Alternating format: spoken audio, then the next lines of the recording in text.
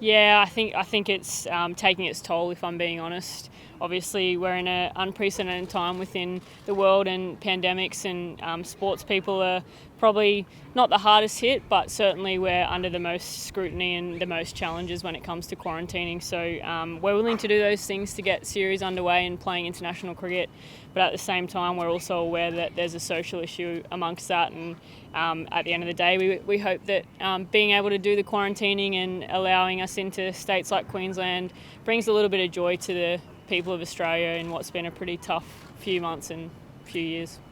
I think they've probably got a slightly better advantage than we have. We haven't played any international cricket since April. They've come off a pretty unreal series against England in the UK during our winter, so they've been exposed to high pressure international cricket, whereas we actually haven't had a camp together or been together since April. So that's not an excuse for our team. We're really looking forward to getting back out amongst it, and hopefully we can put up a good show against a very serious Indian side.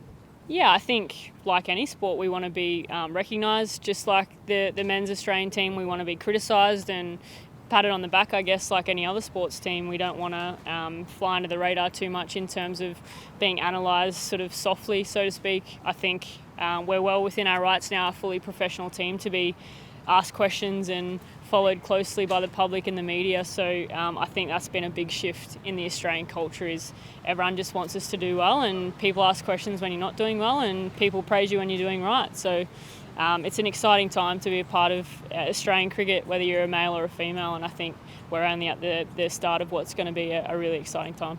100%. I think one of the driving forces of Australian cricket is making sure we provide cricket as a sport for all.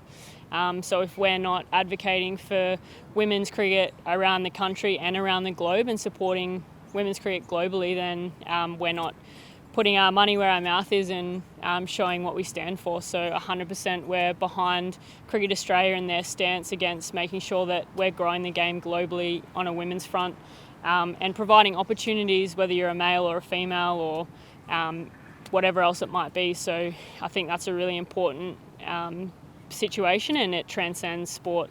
It's above Cricket Australia and above sport and what we're trying to do. So I'm sure those people will be handling it.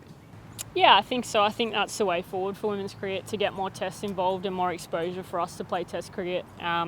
It keeps people entertained as well. It's not just 3 T20s or 3 one-days and you sort of split the series and that's the way it goes. I think the multi-format series is a wonderful way to get our sport out there and the way we play the game. So it's a really exciting time that India are willing to do that. They just played a multi-format series against England, which was exciting to watch as a spectator and as a fan of the game. So I hope that we can provide the same kind of spectacle for this upcoming series that England and India did, and then again later in the summer when we play the Ashes.